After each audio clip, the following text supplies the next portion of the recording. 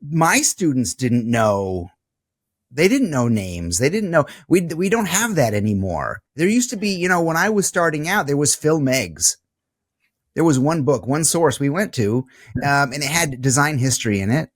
I was lucky enough that, most of those guys ended up becoming my friends if they were alive, which is cool. But no, and now there's such a glut. There's so many influences, so many voices out there that, like I said, somebody who's, 25, who's done good work, once or for the last couple of years, like sustaining that is a bitch, especially when you start getting 30 and you've got rent and you got a girl or a husband or that kind of stuff. So I'm not surprised, but I appreciate the thought, Evelio. Thank you. No, man, because that's totally what led it. I'm like, how do people not know, like, just this group of designers that you assume like you grow up with these and then everybody's going to grow up with them. And that's just like, that's it. But no. Here's the thing I love. When those people do show up on my end, here's what I really love. They come at me and they're like, where have you been all my life? And I'm like, right here. I've been hacking away at the reeds, motherfucker.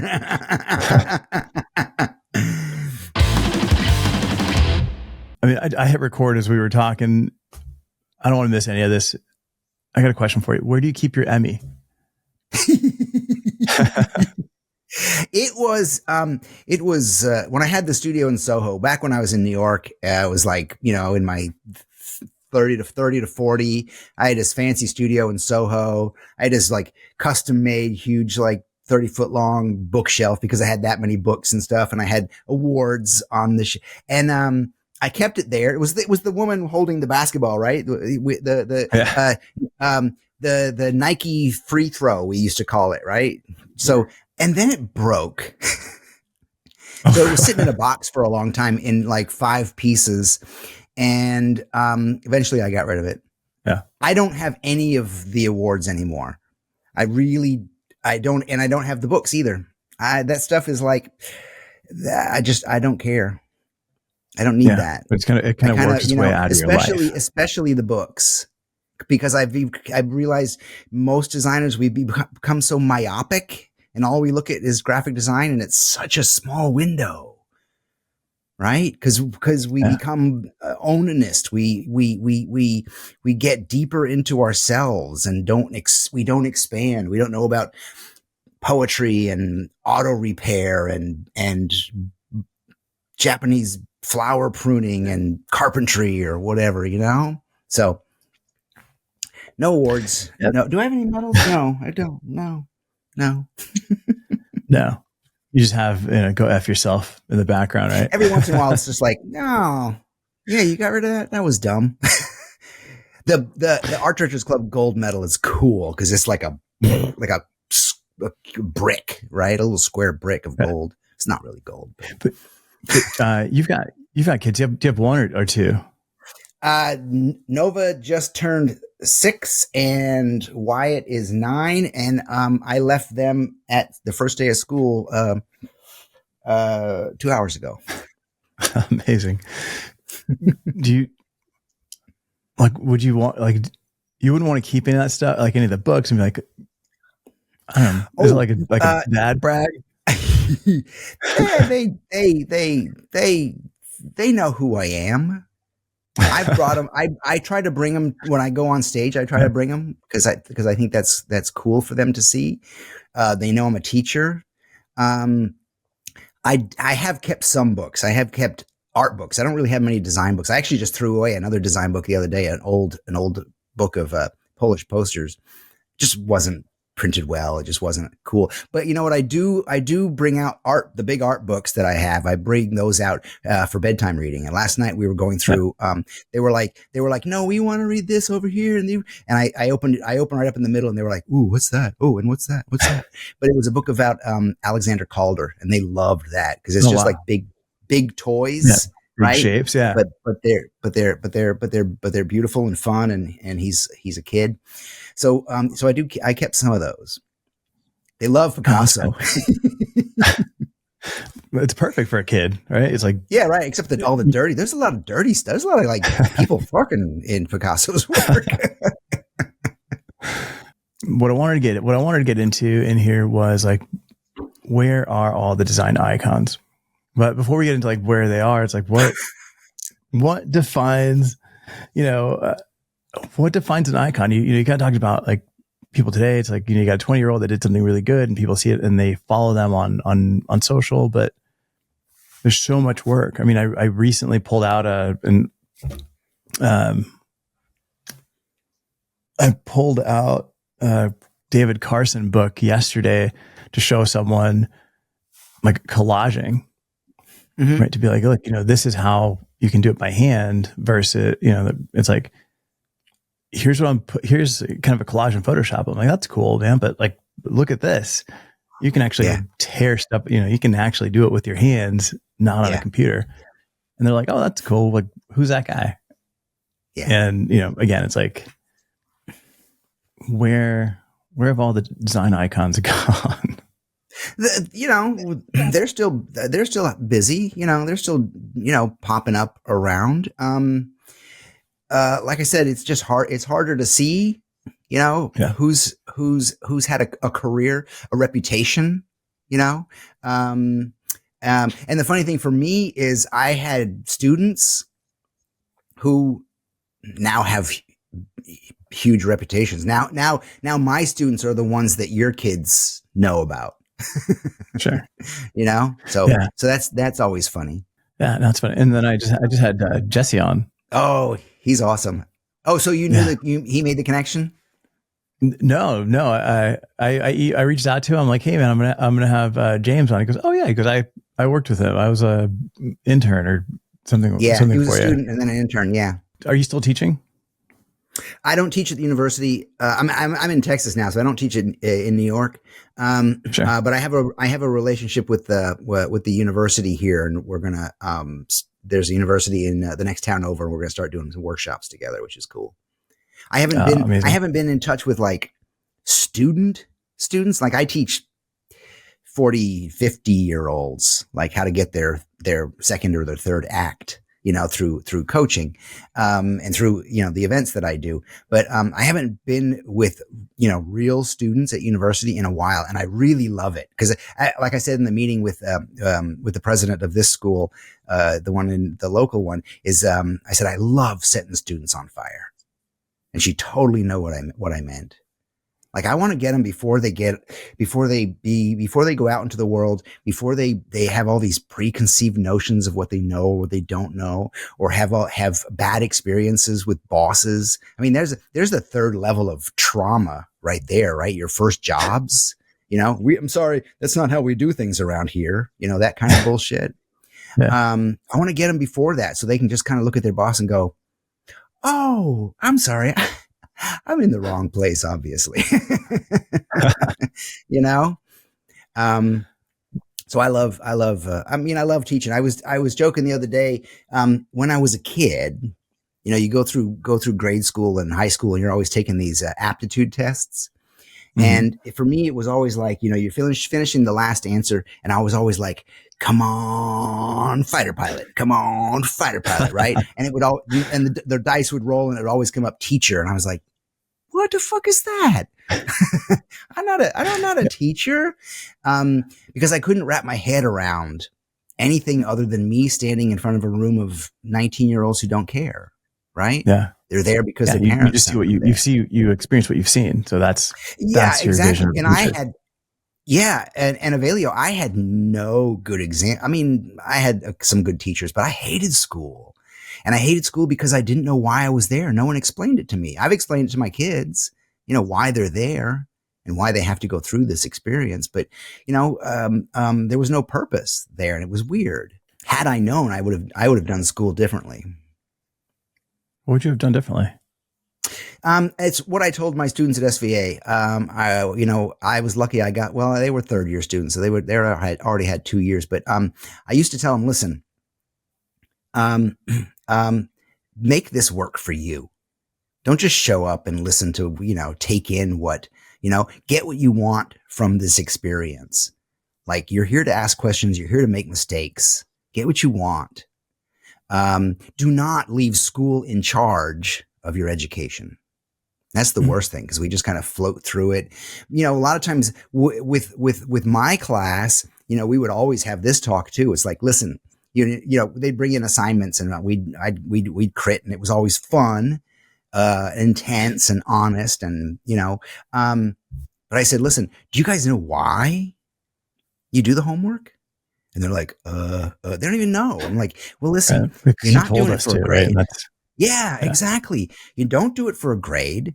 You certainly don't do it to try to impress me, because that ain't going to happen. Right.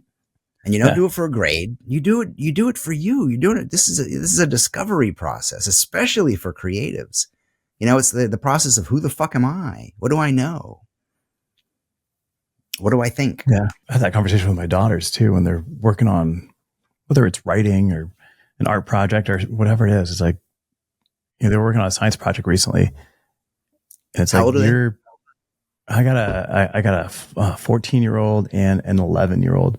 Oh, cool. And the 14-year-old's like super organized. The 11-year-old's like exploding with creativity. But the 14-year-old's like knocking out the science project. And it's like, you know, like, why are you doing this? Like, what is, like, explain it to me. Cause this is like all new education. The way they teach today is completely different from what I grew up with, you know? And it's like, you know, what are you doing? She kind of explains it. I'm like, oh, that's cool. Like, what is this? She goes, I don't know. That's not part of my homework. I'm like, yeah, but aren't you curious? Like, don't you want to, you know, find out what these other things are? And it was just focus, like laser focus on getting the assignment done. I'm like, no, like that's, like, this is just opening up the conversation. You got to dig around and see what's cool for you. Yeah. Maybe you're not interested. Maybe you are. Like, you know, you make the time to figure all this other stuff out. Yeah. It doesn't matter if you get a B or a C. It's like, what do you learn?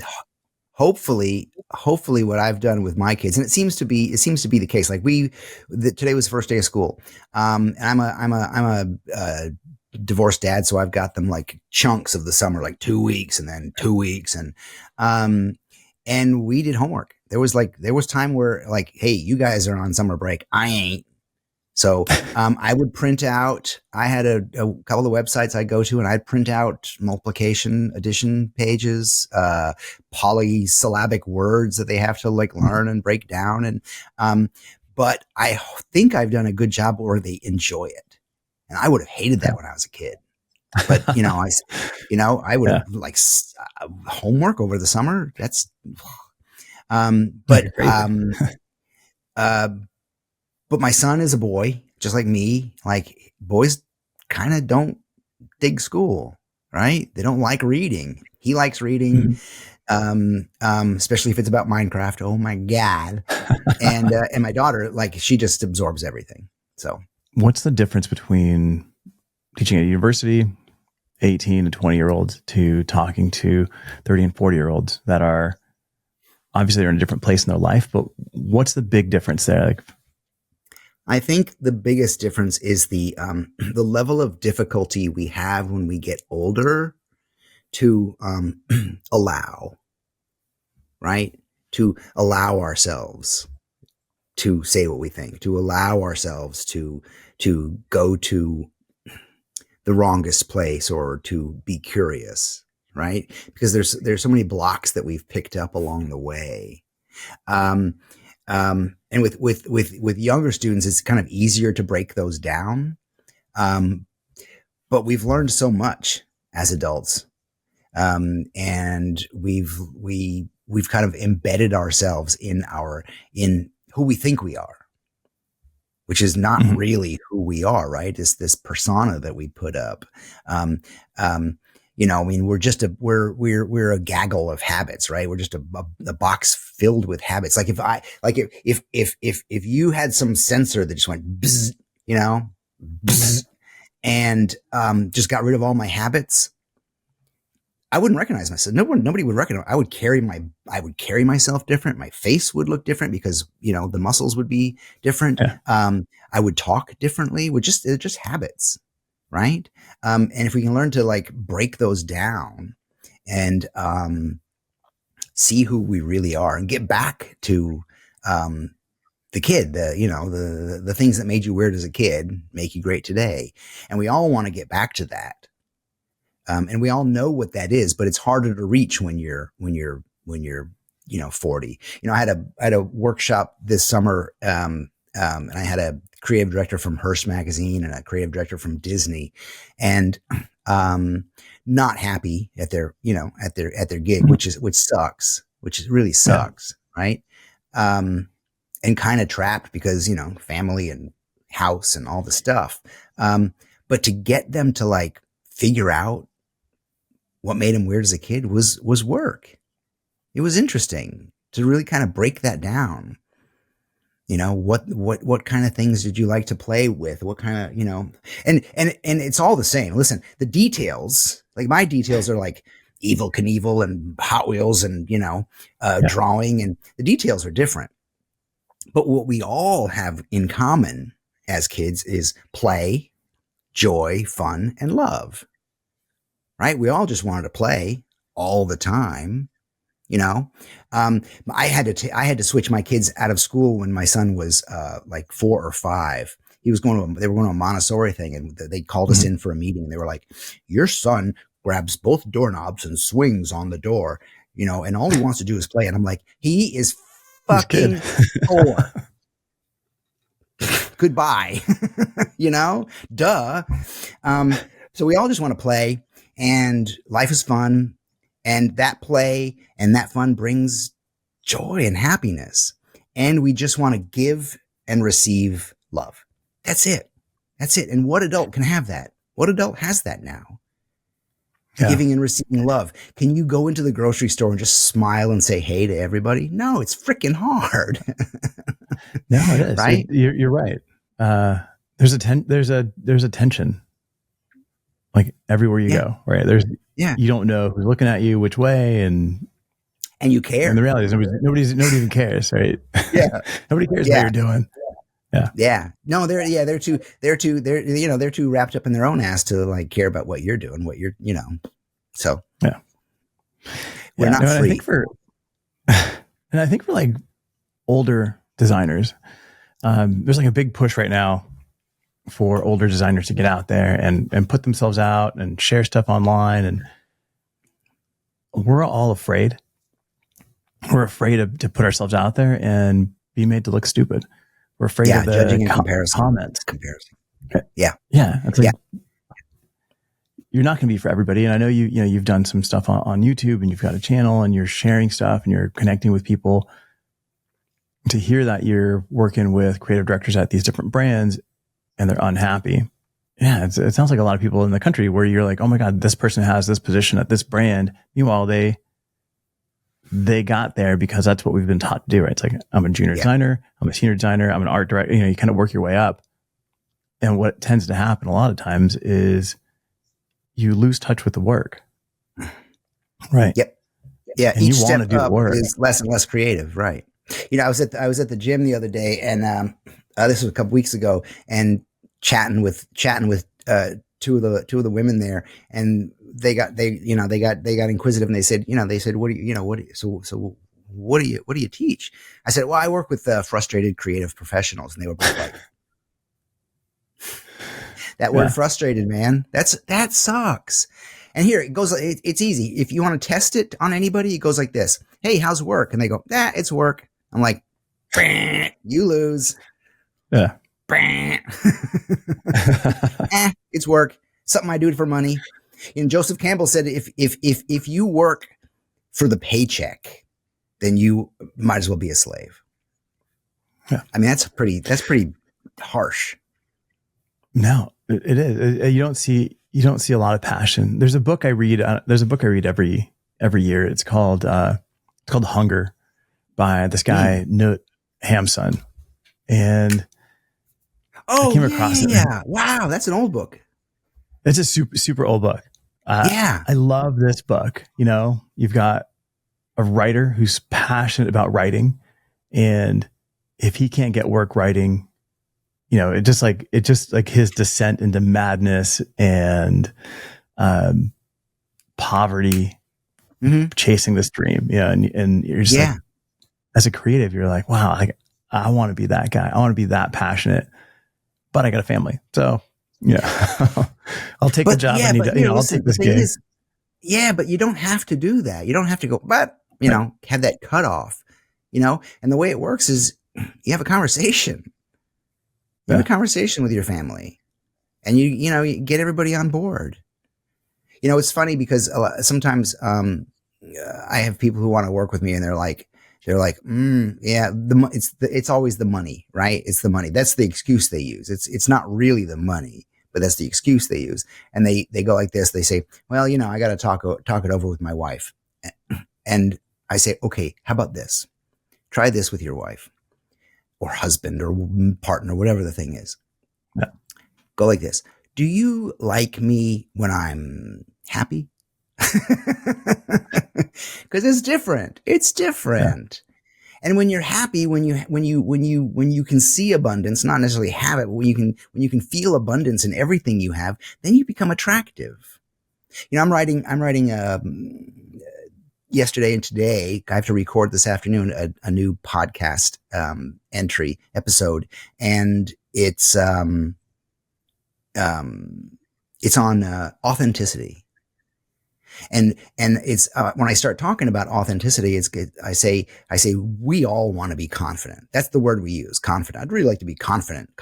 And what you really want to be is authentic. That's the thing. Confidence comes from being authentic. Confidence comes from just like allowing yourself to be you, to be that weird kid. And it doesn't mean you have to, scratch your butt in public or wear purple. It just means you have to be you, right? Be as authentic you as you can be. And then you just get to drop your shoulders and you can leave your ego at the door, and you can do the work that you want because you trust it now. Right? So, it's funny. We're funny. And and here, Evelio, the reason I teach this stuff is because I need this stuff. Yeah. I find myself teaching different schools just selfishly because it keeps me plugged in. Yeah. Right. Like you get more than you're able to give out. Yeah. It's you see the excitement. Yeah. Yeah. I mean, you see the excitement in design. You see like the creativity. You see what people are doing today. And you're like, man, I want to be doing some of that. And you're up front. You're like, man, I want to be doing some of that stuff. I want to be testing that stuff out. I want to be always like opens up doors. It's great. Yeah. Yeah. Tibor Kalman said it best. He says, I want to be like a 10-year-old who's in charge.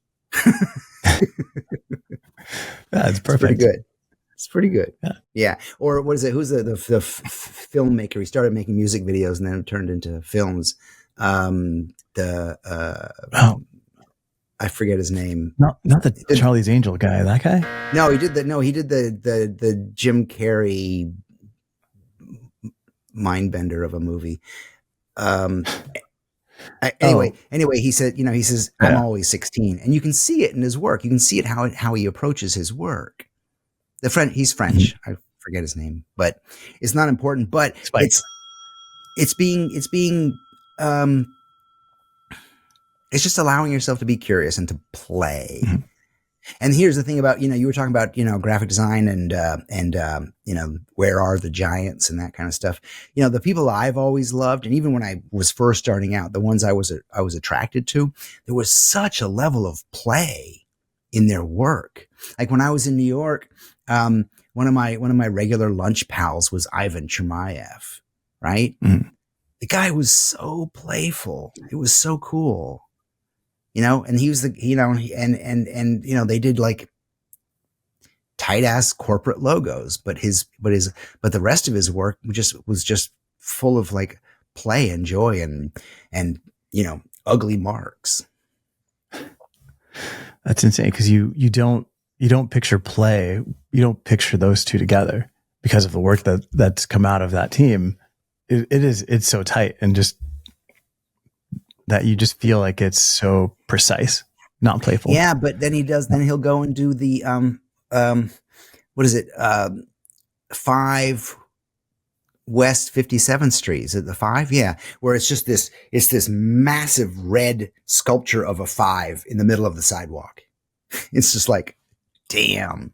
It's just a big three-dimensional Helvetica, it's like an Alexander Calder piece, right? But that's playful.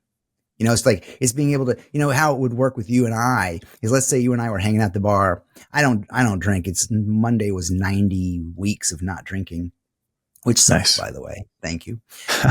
But, but, we'd be hanging out at the bar talking about work, right? You'd have a job going on. I'd have a job going on. And we're sharing stories. And after like the second beer, you get to that point, and that point goes like this. You say, well, what I should really do is this thing. And I go, Evelio, it would be really funny. And whatever you say next is it. Do that. Mm-hmm.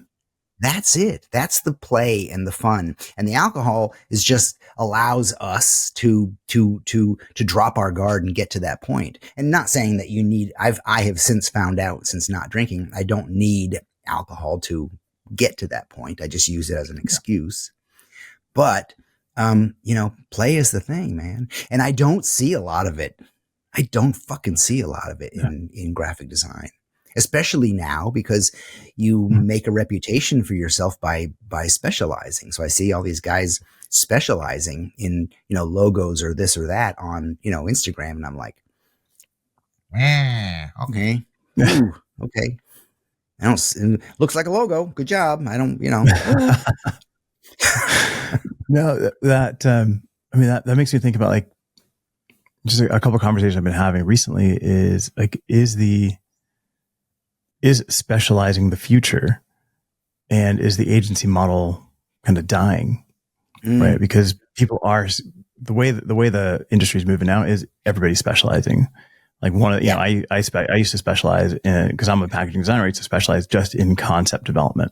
And I love that because it's playful. It's only sketch. And then I don't deliver any renderings or technical drawings. It's just like, here's the idea, I'm out. And that was like amazing for me. But, if somebody could pull me in that's designing, doing the visual design, doing the branding, doing, and pulling all these people and creating like a team, like a hit squad for the particular project, and then it kind of breaks up. And that's we're seeing a lot of that today, but it's all specialists. Do you feel like the agency model is dying, and that's kind of the future? I think there's a lot of models that are dying. I think the university model is dying. I think that, and I it's not just because I hate school. I just think that there's the way to learn today is not that. I can see your point completely. I think a lot of, I've always thought that agencies were kind of slow moving and inefficient compared to, smaller groups. And it is kind of like evolution, right? We're talking like dinosaurs versus, the smaller rodents.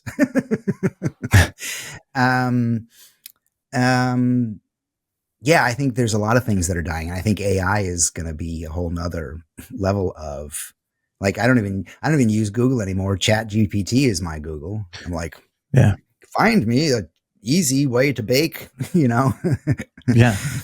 What's the best French toast, So seriously. Yeah.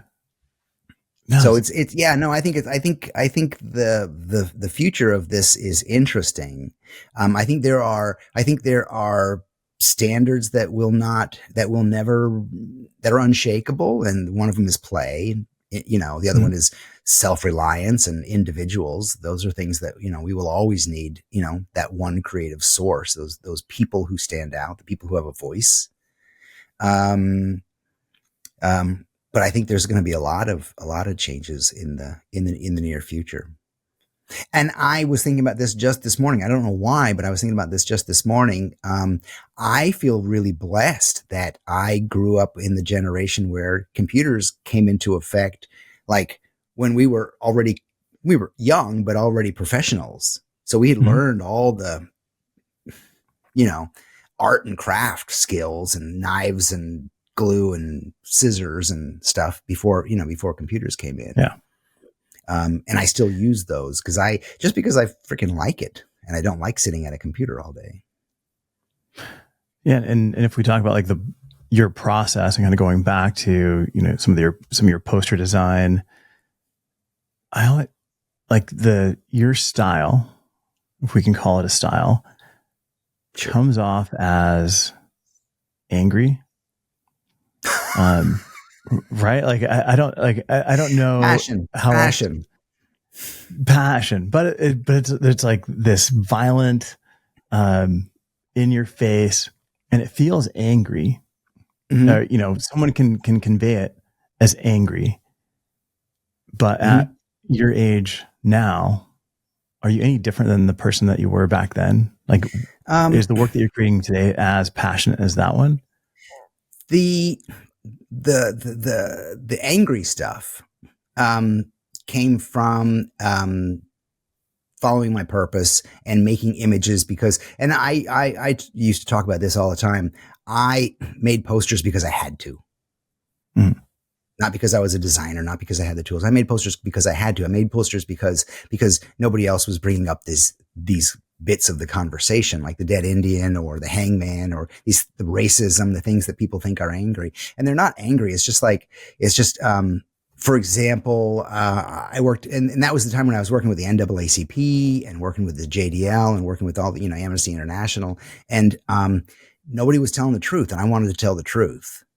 Right during the AIDS epidemic, people were dying. Mm. And agencies and Amnesty International in particular wanted pretty pictures. They wanted put pretty pictures out in the world. I'm like, oh my god, seriously? No, we need to let people know what the fuck's going on, right? Yeah. So they weren't that because I was angry. They were just because it's a passion. So I'm like, I wanted it to be like the equivalent of like a photojournalist, right? To comment on our times and bring up conversations that weren't having like the dead Indian, the whole Columbus story, right? Like, hey, you guys, did you know Right. Columbus came here to slaughter? Did you know that? I think that's interesting, and I think it's a history that just easily gets lost. And I had the tools, right? I was a graphic designer. I knew people who had print a press. So, um, and now my purpose is no less passionate, but I don't. Those issues don't those issues don't come up. I've thought about it too. I'm like, hey, James, why aren't you making anything on this or this or this? And it's just because I don't feel it. Mm-hmm. I don't feel personally compelled for some reason, right? I'm not gonna fabricate a reason to Right. You make, can't fake it. to make a poster on Palestine. I have an opinion, but you know, so it was like 9/11. When 9/11 happened, I was in New York. I was teaching that day. It was down the street. You could see it. Um, and then in the weeks following, um, all through the city, all the parks, and all the gardens, they were all covered with. Have you seen right these posters, these images that people were making, and it was so striking, and it was so passionate, and it was so beautiful. And then what happened, the second wave that came out was all of a sudden designers are making images on 9/11. And I don't remember what outlet I used for it because we didn't have Instagram and stuff then. I was like, fucking stop. Stop. You're making cute, trite images Mm. because you have a computer and because you're a designer. You're not making them out of loss, out of a feeling of like, fuck, helplessness, right? But the stuff on the street was so beautiful and so passionate. And I know, and you can't fake that. So people were making things with like a peace sign with like the fingers broken off and all, kind of Right. cute cliche things instead of coming from a real place of meaning. Two things. One, artists create because they have something to say. So do you feel yourself as an artist or a commercial artist? Because can a commercial I artist be an artist? Um, I am not in the art industry. I'm not in the design industry. I'm in the James Victore industry.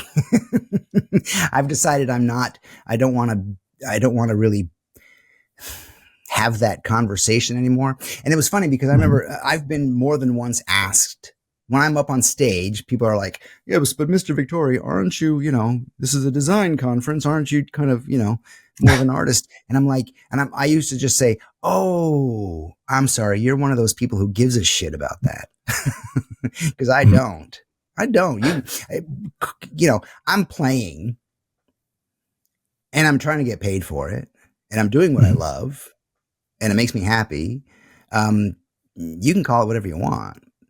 I mean, I'm a recovering designer, right? I learned all those rules and then realized, ooh, I just want to do it my own way. Um, I am the artist in the ointment, right? I want that in my work. The people I've always looked up to had that element in their work. I mean, do people ask Stefan or Paula that question? Because they are as equally as artistic, or Ivan Chermayeff, Paul Mhm. Rand, right? There. It's just play. It's all just play. And does that come with age? Is that is that part of it? Because I think a lot of times with younger designers, it's I'm a designer, and you have a vision of what that designer is, and you kind of want to cram yourself in there so that you can be defined as a Sure. X, right? And it's Yeah. like as you get older, you're just like, I like Yeah. doing this, and I don't like doing that.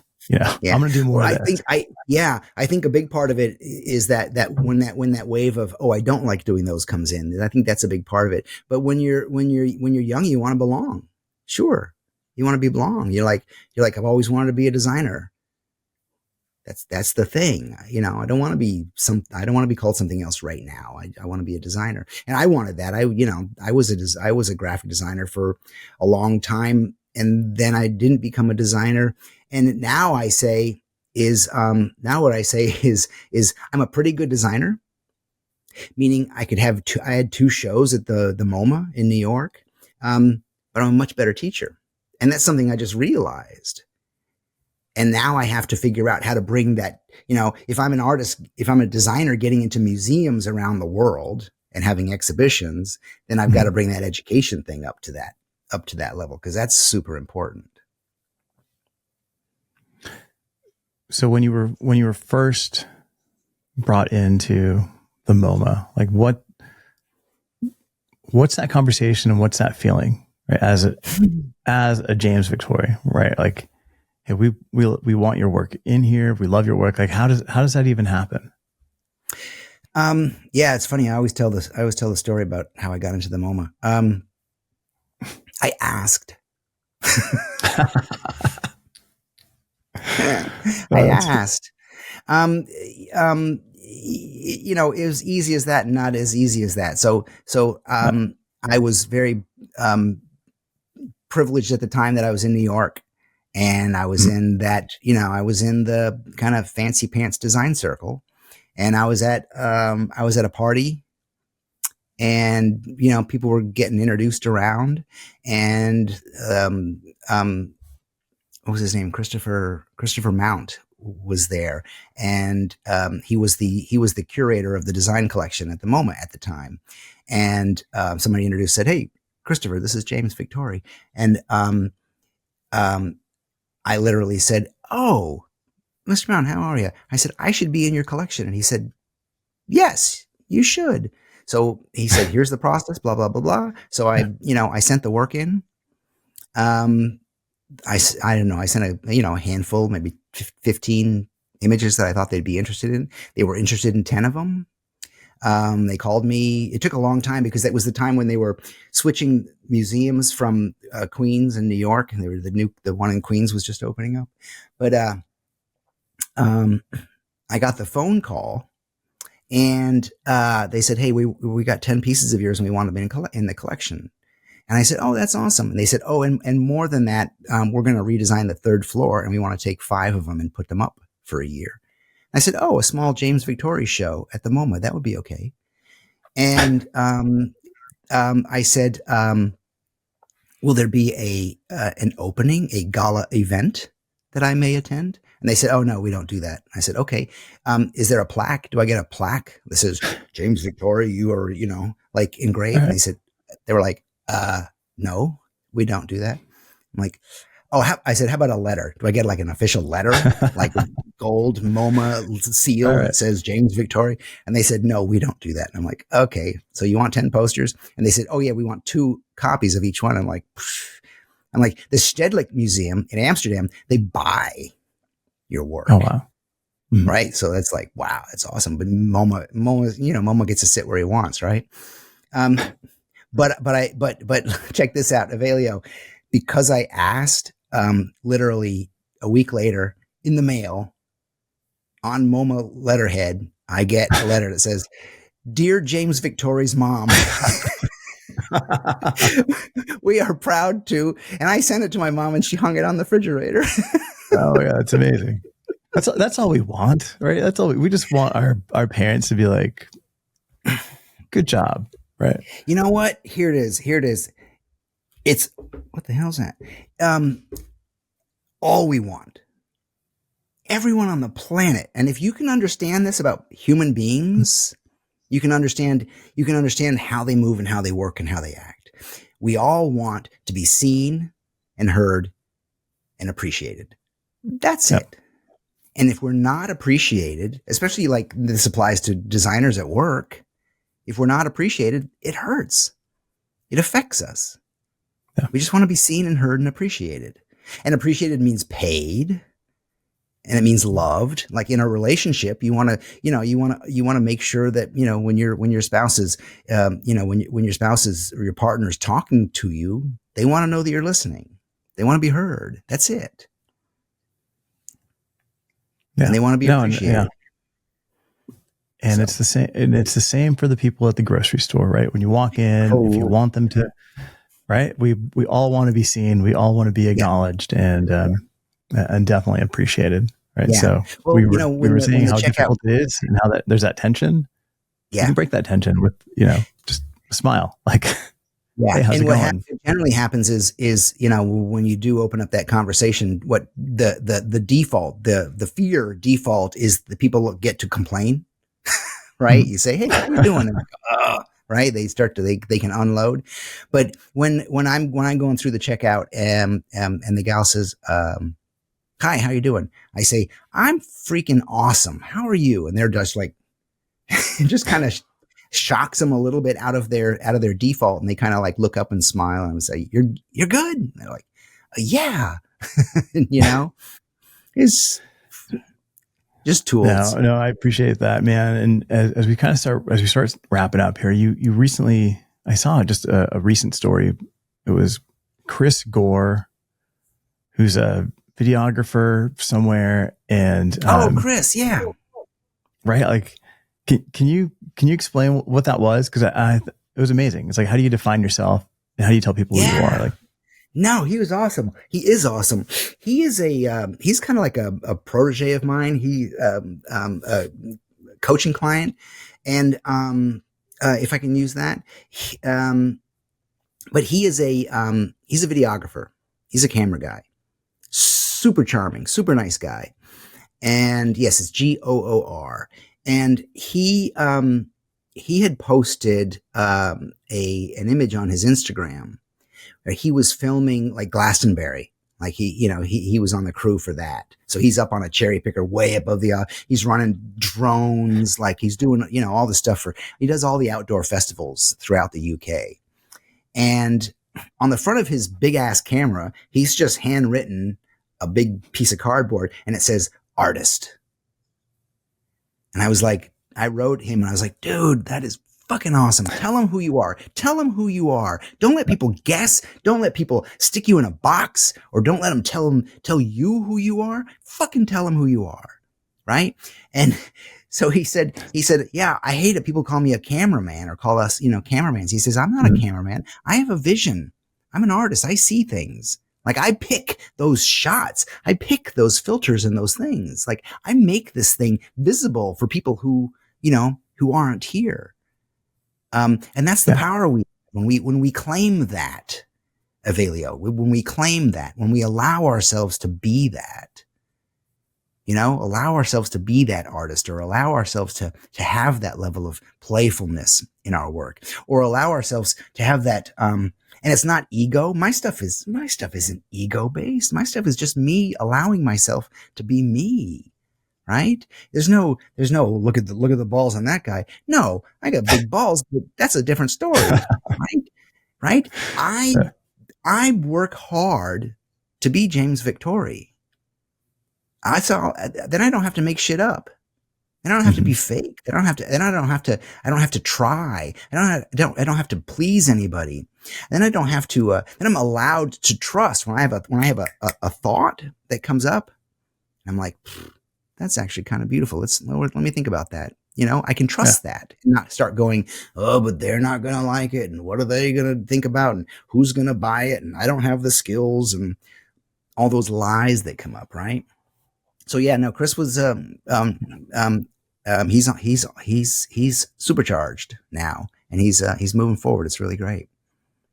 No, I love that. And I think it gives, not that we need permission, but as, I'm just going to call it, as old as designers, we don't necessarily need the permission, but shit, we have the permission to just be ourselves. And I think a lot of times as you get older, you feel like, I don't have enough to say. This young crew coming up, they know the tech, they know the lingo, they're plugged in. You kind of start feeling like you're fading out. But no, it's like you now have like all those tools. Just be you. Like, yeah, nobody else can do that. Nobody else can be a better you than you. Yeah. And taking all that knowledge and, applying it to whatever it is that you're doing. Yeah. Yeah. And again, tell them what to think. Yeah. Like I don't want people to tell me that, you're not in the game, or you're not this or that. I'm like, or that I'm not valid because, you're over 40 or over 50. Fuck that. Yeah. It was like when I left New York. I remember left New York to come to Texas. I remember a number of people said, "Oh, what are you going to do? You're not going to be in New York anymore. Like, your connections, you're this, you're that," and that freaked me out for a little bit until I was able to think about it for a second. Well, hello. I was able to think about it for a second, and I said, "You know what? I'm the fucking party. It comes with me, right? I don't have to. I don't need that. I'm the party, and if I can do it in New York, I can do it in Duluth. It doesn't matter if I can just allow myself to play." So for any designer, regardless of age, that's looking to get coaching, advice on their career and maybe this third, fourth act, what's the best place for them to connect with you and learn more about this? Well, the best place to connect with me is through Instagram. Okay. That's where I play, and that's where I try out new ideas. Like I said, very, very early, I think before we even had the cameras on, people are always surprised when I reply to them personally. Mm-hmm. But that's what I'm here for, right?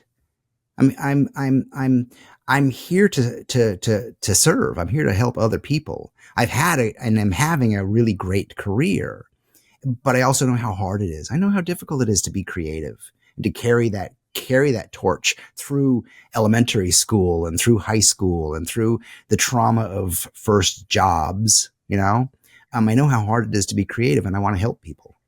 And some of it's just mindset, right? And some of it's just practical tools. So, that's the great thing of kind of living through it all, is you hopefully you collect some ideas and some thoughts. Yeah, no, that's perfect. So people can reach out to you on Instagram if they're interested for James Victore coaching. Yeah. And the work, the website is actually called yourworkisagift.com. And that's a relatively recent change, because for years it was jamesvictore.com. And I woke up one day and I was like, this isn't about me anymore. Right. It's not about me and the work. It's about other people. So now it's called yourworkisagift.com. But here's one thing, Evelio, I'm actually within weeks of turning the crank over on YouTube with a new podcast. Nice. What's this podcast called? It's called The Right Questions. Because the right questions lead burning questions. Yeah. And I'm going to release the old videos as well. But I've got a year's worth of podcasts in the can, and we're going to start slowly releasing them. Not slowly. We're going to put 10 out. Wow. So, stay tuned and I'll let you know. Perfect. I'll promote it. I'll share the links to it. I can't wait to see those. Man, I appreciate you being on. I appreciate you bringing your dog on. It was her choice. Who doesn't love to see a puppy? Yeah. Excellent. James, Single thank you so much, man. I appreciate you. White poodle. How weird is that? In Texas. Right? Yeah, I just don't have my hat on. That's all. No, but I love the hat that you sent over, man. James, thank you so much for the time. I appreciate it. Like I said, anybody that's interested, reach out to James.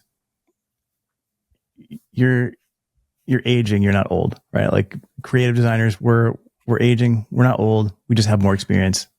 It doesn't have to be the end of your career. I have never, like I said, I mentioned the gym. There are people 30 and 40 and they talk about how sore they are when they wake up and they use the word old. And I look at them like, who the fuck are you? What are you doing wrong? Like I wake up, I feel great. Like I work hard. I am enjoying being me.